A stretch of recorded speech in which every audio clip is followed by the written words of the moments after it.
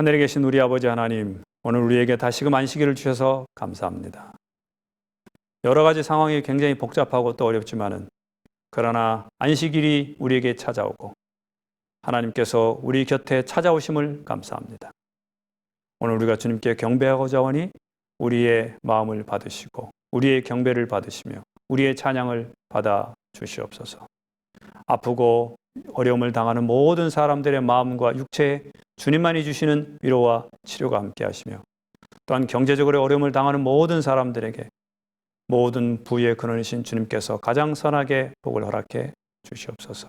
이제 우리가 예배를 시작합니다. 주님 말씀해 주시옵소서. 우리가 듣겠나이다. 예수 그리스도의 이름으로 간절히 기도하옵나이다. 아멘. 교동문 770장 성자 하나님. 이는 한 아기가 우리에게 낳고 한 아들을 우리에게 주신 바 되었는데 그의 어깨에는 정사를 메었고 그의 이름은 기묘자라 모사라 전능하신 하나님이라 영존하시는 아버지라 평강의 왕이라 할 것임이라. 이 복음은 하나님이 선지자들을 통하여 그의 아들에 관하여 성경에 미리 약속하신 것이라. 그의 아들에 관하여 말하면 육신으로는 다윗의 혈통에서 나셨고 성결의 영으로는 죽은 자들 가운데서 부활하사 능력으로 하나님의 아들로 선포되셨으니 곧 우리 주 예수 그리스도시니라. 아들을 부인하는 자에게는 또한 아버지가 없으되 아들을 시인하는 자에게는 아버지도 있느니라. 오직 이것을 기록함은 너희로 예수께서 하나님의 아들 그리스도이심을 믿게 하려 함이요 또 너희로 믿고 그 이름을 힘입어 생명을 얻게 하려 함이니라.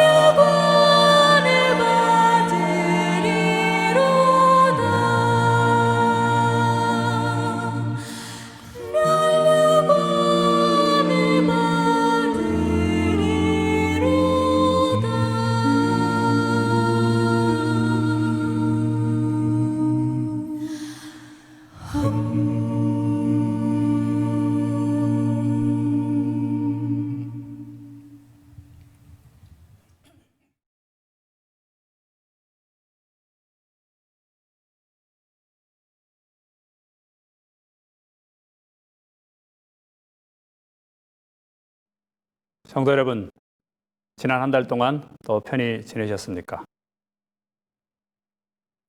우리는 지난달에 지금으로부터 약 2020년 전에 이스라엘의 나사렛에 예수라는 사람이 살았고 또 많은 사람이 그를 따랐으며 로마의 빌라도 총독으로부터 정죄를 받고 십자가에서 처형당했다는 것이 비기독교인들의 문서만으로도 충분하게 확인할 수 있다는 사실을 알게 되었습니다. 다시 말하면 나사렛 예수라는 사람이 존재했다는 사실은 꼭 복음서 혹은 성경 기자들의 기록만이 아니라 비기독교인들의 기록만으로도 충분히 그가 역사적으로 이 세상에 발을 디디고 살았다는 사실을 확인할 수 있었습니다. 그런데 이런 비기독교인들의 기록은 예수님이 처형당했다는 것으로 끝이 나지 않습니다.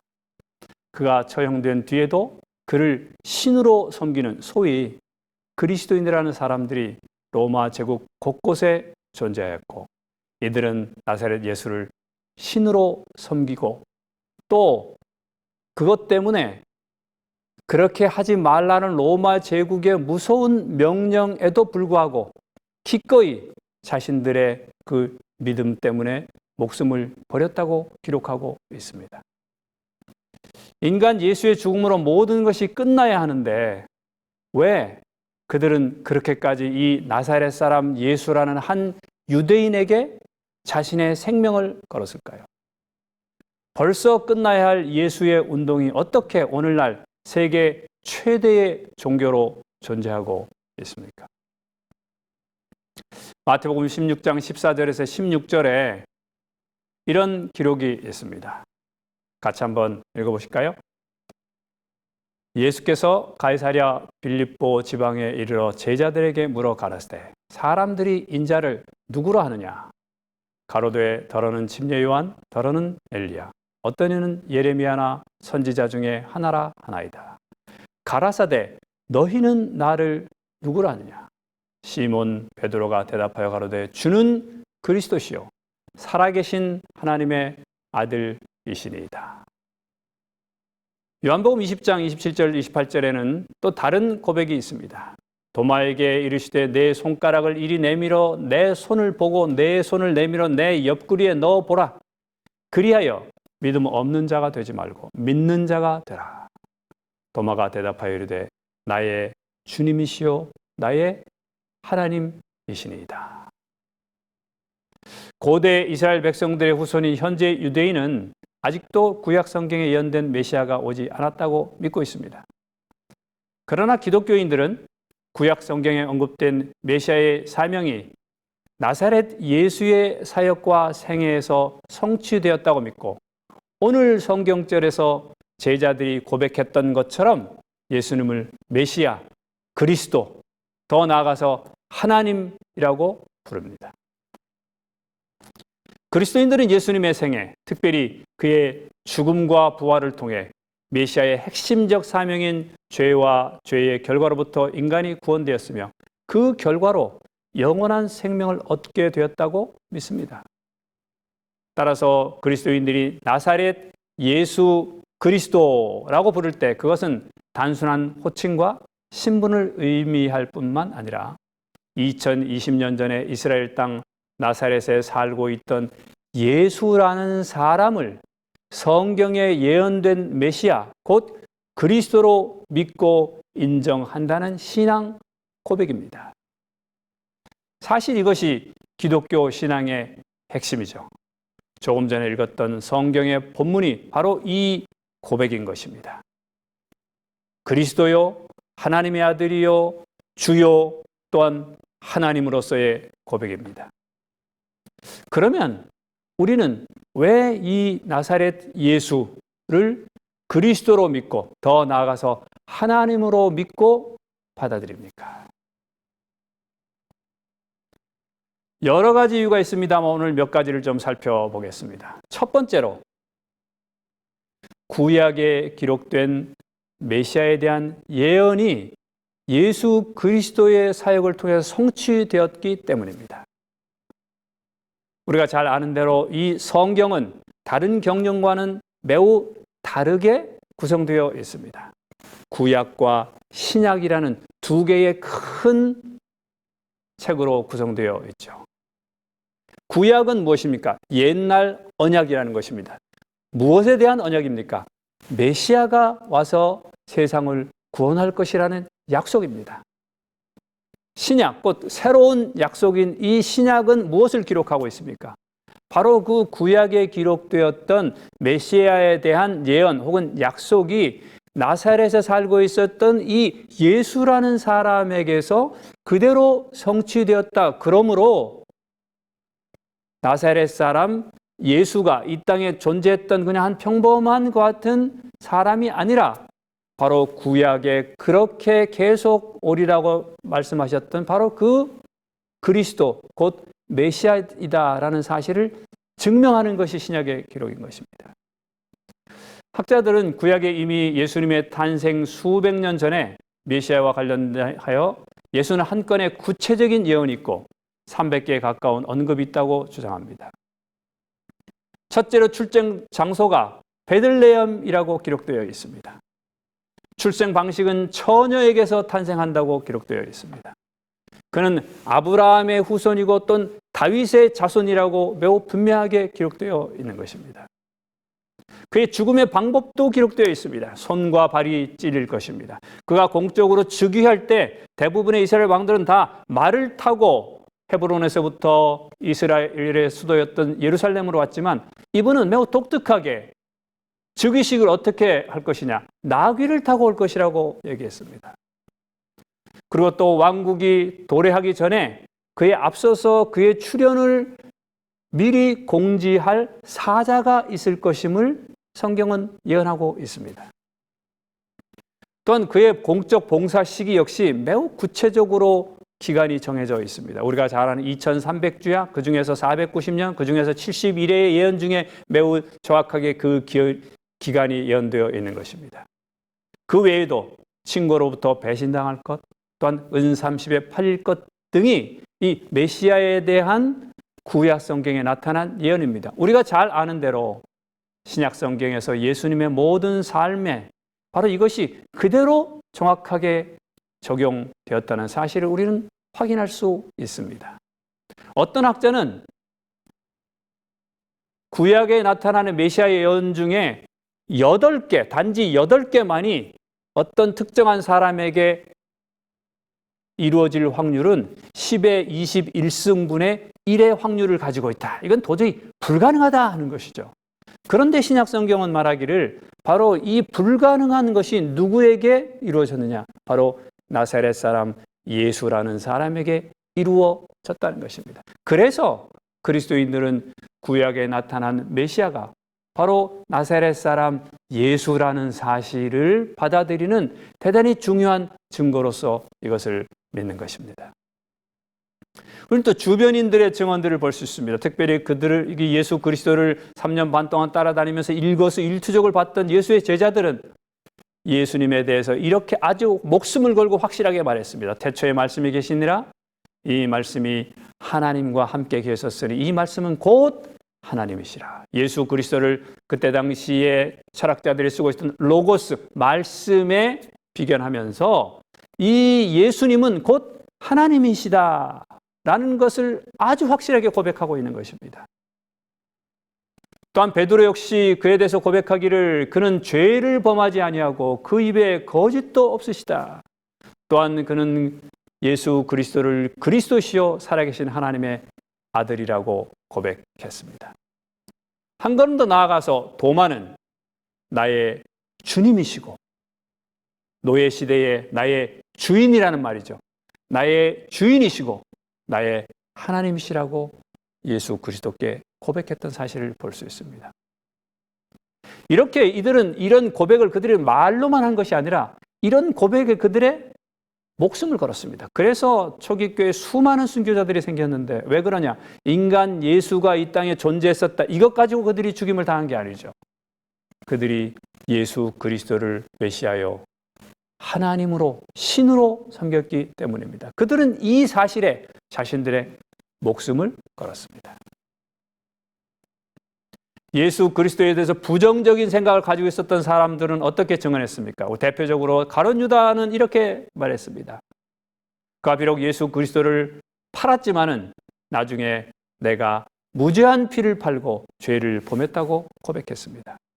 십자가 상에서 강도 역시 처음에 그는 예수 그리스도께 굉장히 부정적이었지만은 그러나 그의 모습을 통해서 우리는 우리가 행한 일에 상당한 보응을 받는 것이지만 그것은 당연하지만 이 사람이 행한 것은 옳지 않은 것이 없다라고 고백했던 것을 볼 수 있습니다.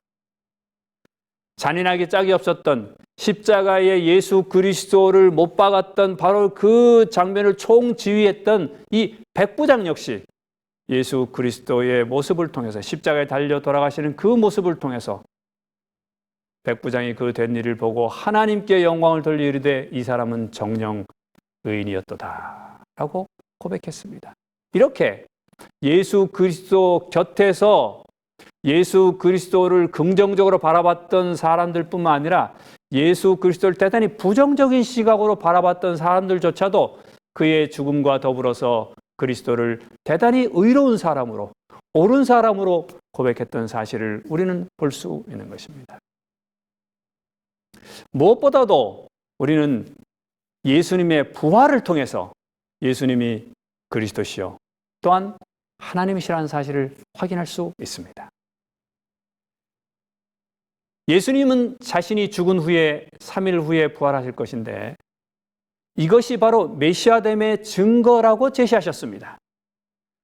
누가복음 9장 22절에 이르시되 인자가 많은 고난을 받고 장로들과 대제사장들과 서기관들에게 버림받아 죽임을 당하고 제3일에 살아나야 하리라. 당시 예수님의 이 추종자들은 예수님이 십자가에 못 박혀 죽고 땅에 묻힌 후에 살아있는 모습으로 자신들 앞에 나타났다고 목숨을 걸고 증거합니다. 죽었다가 다시 살아난 예수님을 직접 보았을 뿐만 아니라 식사도 같이 하고 몸에 손을 대보기도 했고 40일을 함께 보냈다는 것이 이들의 주장이죠. 로마서의 사도 바울은 이렇게 강하게 주장합니다. 예수는 우리 범죄함을 위하여 내어줌이 되었고 또한 우리를 의롭다 하심을 위하여 살아나셨느니라. 사도 바울은 아주 강하게 예수께서 살아나셨다라고 강조하고 있습니다.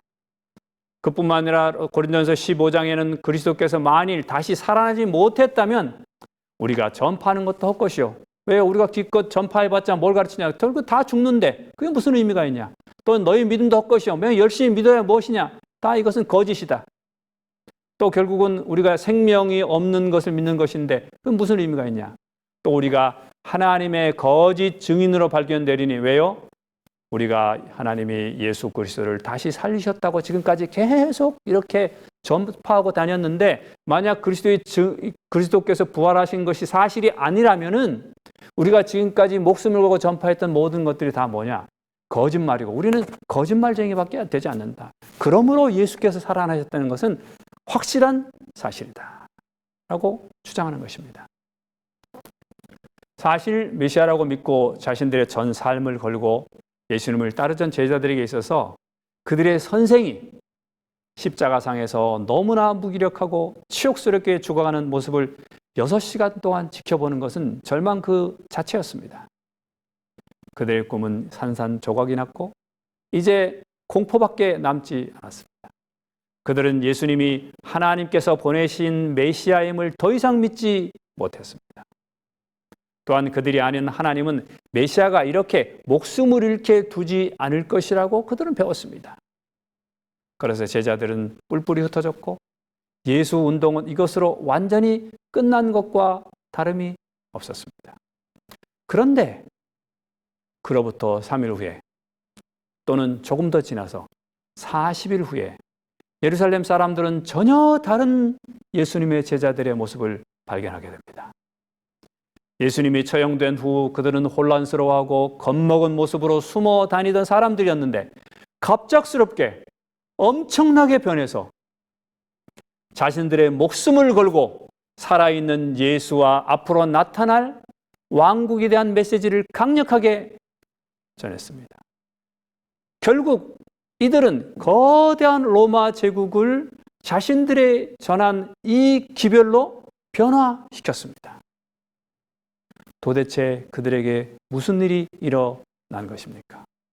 바로 예수 그리스도께서 그의 말씀하신 대로 다시 살아나셨고 그들이 그 부활하신 예수를 만나고 만지고 함께 식사한 것입니다. 일반적으로 예수의 부활로 알려진 사건에 대해서 타당한 설명은 다음에 5가지입니다. 첫째는 예수는 십자가에서 죽은 것이 아니다. 이런 것이죠. 두 번째는 예수님의 제자들이 시신을 훔쳐갔다. 그러고는 예수께서 부활하셨다라고 말하는 것이죠. 세 번째는 예수님의 제자들이 환영을 받다 하는 것이죠. 네 번째는 이 사건은 다 거짓말이야. 전설일 뿐이야. 허구라는 것입니다. 다섯 번째는 이 모든 것들이 사실이 아니라면 이제는 하나 남았습니다. 이것은 실제 사건입니다.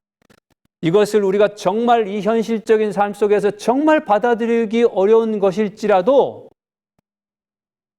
실제 사건이라는 것입니다.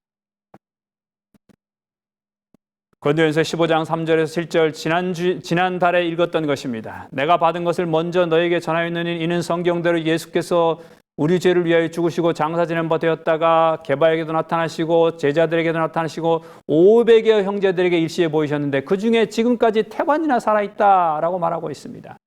그래서 이것은 거짓말할 수가 없다 하는 것입니다. 왜냐하면 이것을 본 사람들이 지금도 절반이나 살아있기 때문에 이것은 거짓말할 수 없는 사실이라는 것입니다. 또 예수 그리스도의 시신을 제자들이 훔쳐간 다음에 제자들이 예수님께서 부활하셨다라고 주장하는 그것에 대해서 폴 리틀이라는 사람은 이렇게 얘기했습니다. 인간은 자신이 사실이라 믿는 것을 위해서 비록 그것이 실제로는 거짓이라 할지라도 목숨을 바칠 수 있습니다. 하지만 자신들이 거짓임을 알고 있는 것을 위해 목숨을 바치지는 않습니다. 다시 말하면 예수 그리스도께서 하나님이라는 사실을 믿고 있는 저는 예수 그리스도를 위해서 죽을 수 있다는 것입니다. 왜냐하면 저는 예수 그리스도가 하나님이라는 사실을 믿고 있기 때문입니다. 제자들의 증거를 통해서 많은 증거들을 통해서 어쨌든 나는 그것을 믿고 있습니다. 그런데 예수의 제자들은 상황이 다르다는 것입니다. 왜 그렇죠? 그들은 예수님이 지금 돌아가셨고 십자가에서 처참하게 무기력하게 죽었고 그는 그저 평범한 한 인간이었습니다. 그런데 그의 시신을 도적질해 갔습니다. 그래서 그들은 확실히 알고 있습니다. 뭐를? 예수라는 나사렛 사람이 하나님도 아니고 그리스도도 아닌 그저 33살의 젊은 나이에 십자가에서 처형된 한 젊은이일 뿐이라는 사실을 잘 알고 있습니다. 그런데 자기들이 주장하고 있는 예수님이 부활하셨다는 사실, 이렇게 거짓이라는 사실을 그들이 이렇게 확실히 알고 있음에도 불구하고 그것을 위해서 이 모든 제자들은 다 자신들의 목숨을 드렸습니다.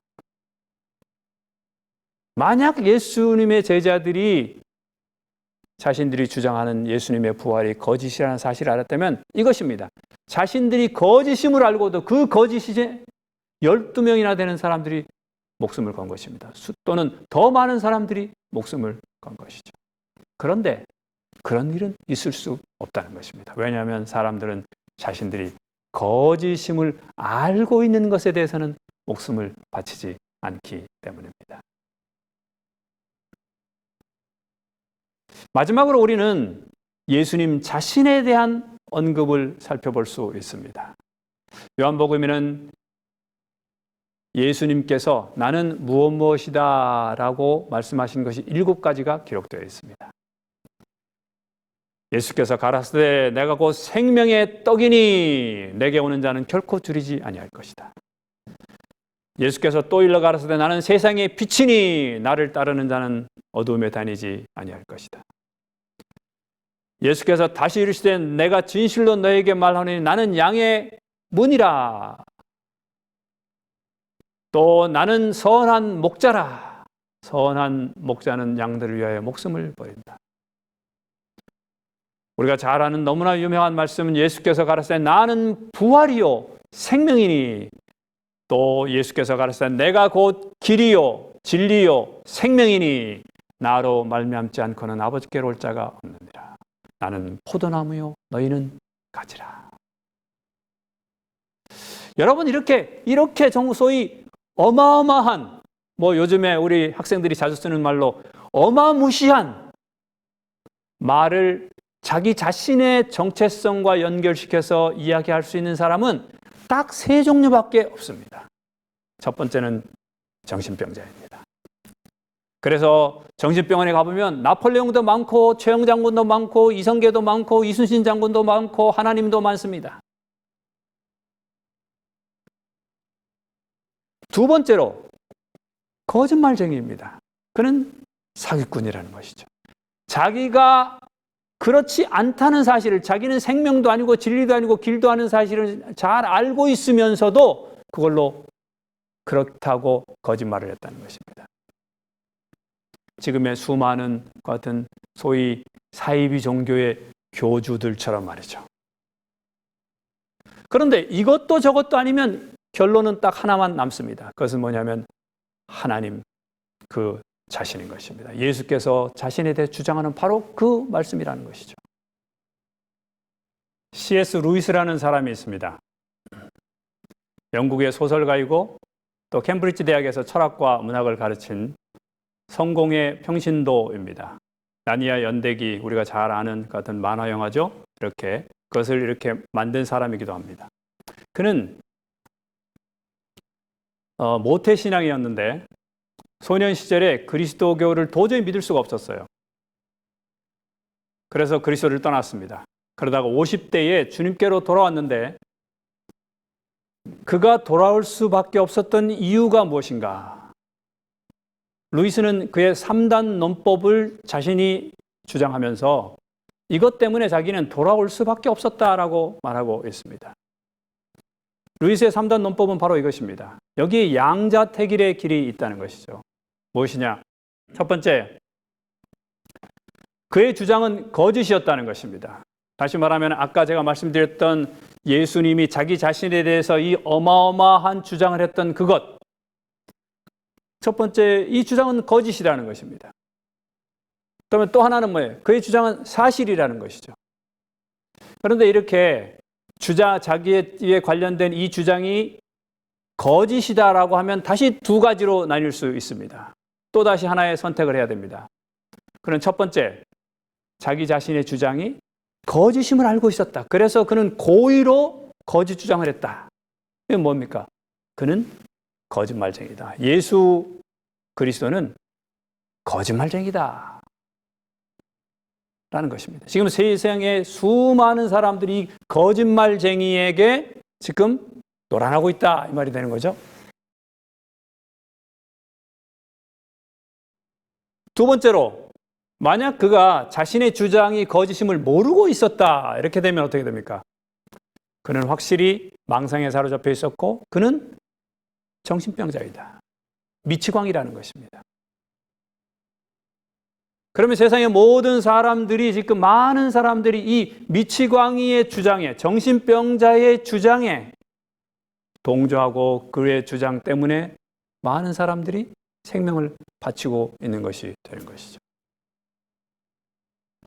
그럼 이도 저도 아니면 또 예수의 생애를 통해서 그가 보여줬던 그 거룩함, 의로움, 그 다음에 또 그의 반대자들, 그와 함께 있었던 사람들, 심지어 역사가들까지도 이 예수님에 대해서 보여주었던 바로 그 긍정적인 평가를 봤을 때 이건 아닌 거다. 그러면 이제 남은 선택은 하나밖에 없다는 것입니다. 그의 주장은 사실이었다는 것이죠. 그는 하나님이시라는 것입니다. 그러면 여기서 우리는 다시 또 양자택일을 해야 합니다.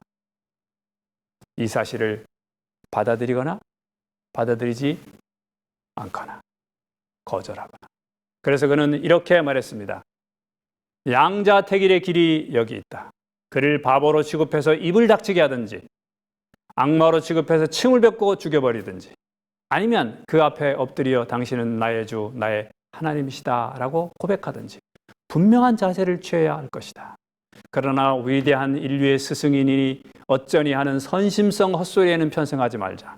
그는 우리에게 그럴 여지를 주지 않았다. 그에게는 그럴 여지를 줄 생각이 처음부터 없었다. 위대한 선생이 사기꾼이었다는 것입니다. 위대한 선생이 정신병자였다는 것이죠. 만약에 우리가 이 위대한 선생으로 예수님을 받아들이고 그를 하나님으로 받아들이지 않는다면 이건 엄청난 모순이라는 것입니다. 왜냐하면 예수님은 자기를 한 번도 위대한 선생이나 선각자가 아니라 매우 확실하게 나는 하나님이고 나는 길이고 나는 진리고 생명이라고 끊임없이 주장하고 있기 때문인 것입니다. 위의 사실들을 통해서 우리는 나사렛 예수라는 사람이 하나님이요 구약에 예언된 메시아 곧 그리스도라는 사실을 확신하게 됩니다. 그런데 여러분, 여기서 더 중요한 사실은 히브리서 기자의 말대로 이제 하는 말의 중요한 것은 이러한 대제사장이 우리에게 있는 것이라는 것입니다.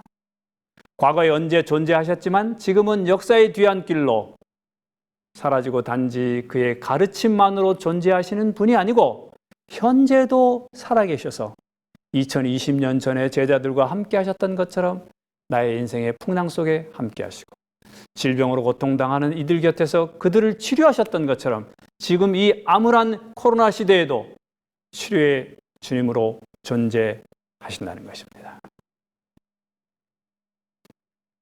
지난달과 이번 달에 했던 것을 한번 좀 종합해보면 첫 번째, 나사렛에 예수라는 사람이 살았다는 객관적인 사실을 세상의 역사가들이 성경과 더불어서 증거하고 있습니다.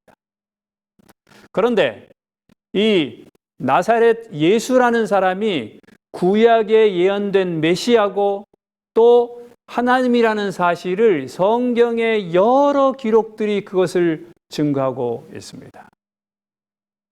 이제는 우리에게 하나의 도전이 있는데 바로 그 나사렛 사람 예수가 그리스도라는 것이 역사와 성경을 통해서 증명되었는데 그러면 우리는 이제 어떻게 해야 될 것인가? 주 예수 그리스도라고 말할 때 이것은 나사렛 예수 그리스도와 나와의 관계에 대한 고백인 것입니다. 코로나로 인해서 우리는 지금 우리 자신이 교인인지 그리스도인인지에 대해 시험받고 있습니다. 일주일에 한 번 혹은 더 드물게라도 교회 예배에 참석하면 그 교인입니다. 그러나 그리스도인은 우리의 삶에 나사렛 예수 그리스도를 나의 주인으로 모시고 있는 사람을 일컫습니다.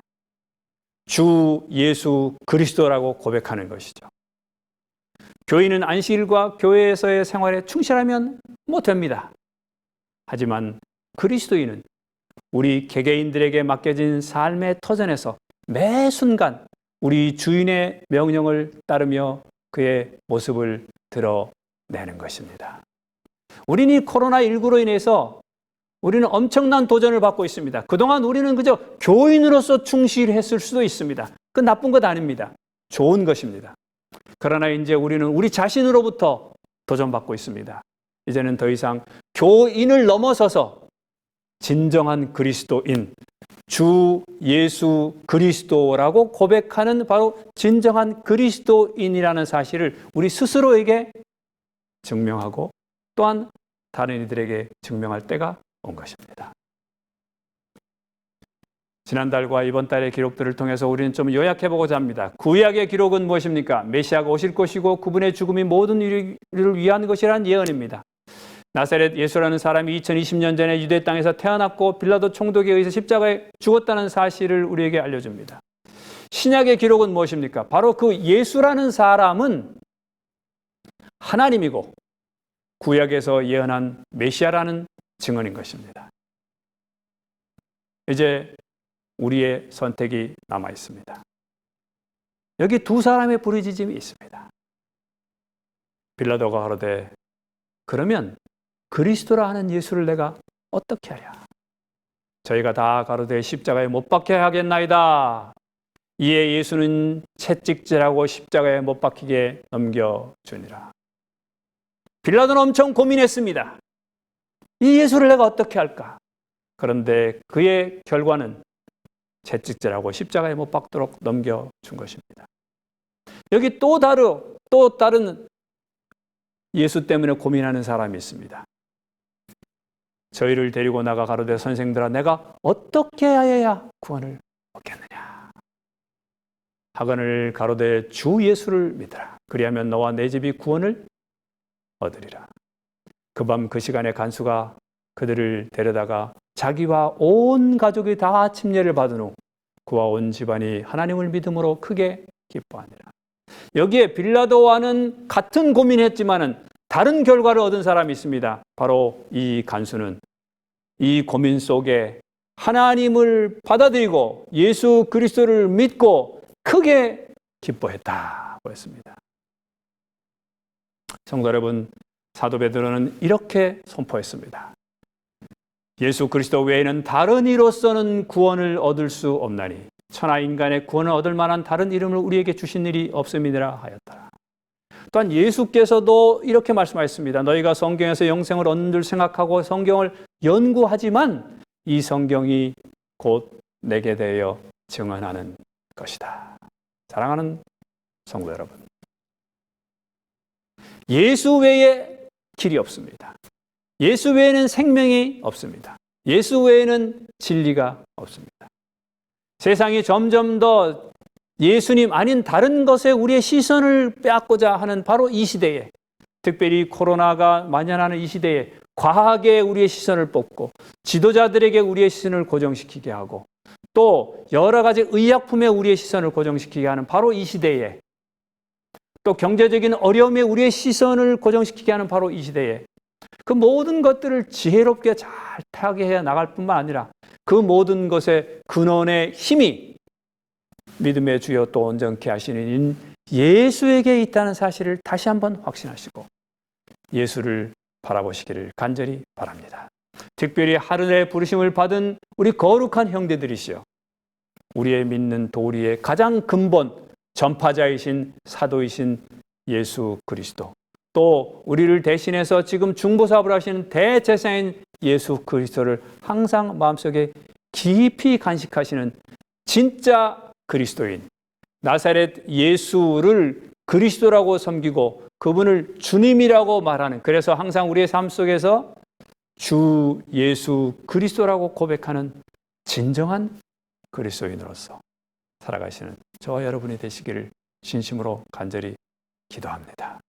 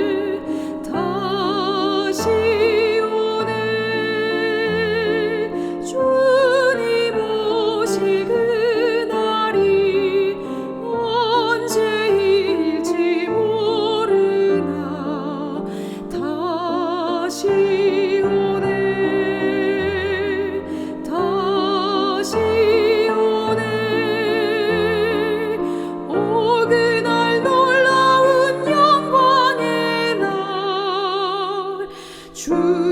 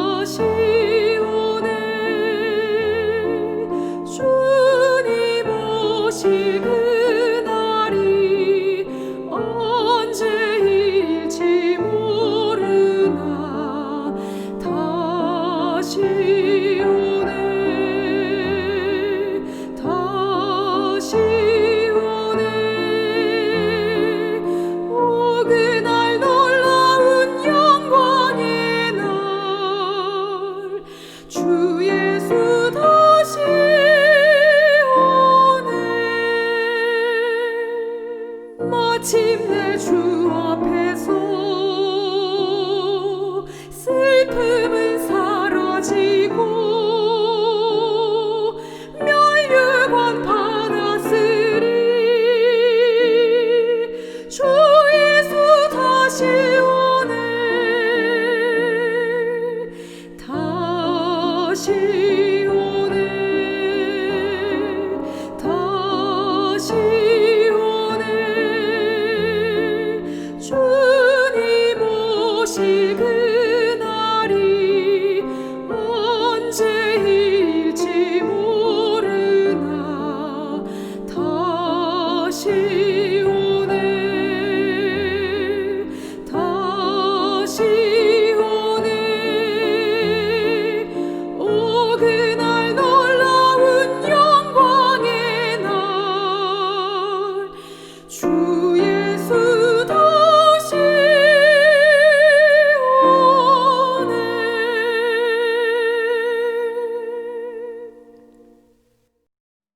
이제 우리는 우리 하나님의 크신 사랑과 예수 그리스도의 다함없는 은혜와 성령의 교통하심이 나사렛 예수를 그리스도로 고백하며 주님으로 고백하고 하나님으로 받아들이며 섬기고 경배하는 우리 모든 성도들에게 지금부터 주님 오시는 그날까지 늘 함께해 주시기를 예수님의 이름으로 간절히 축원하옵나이다.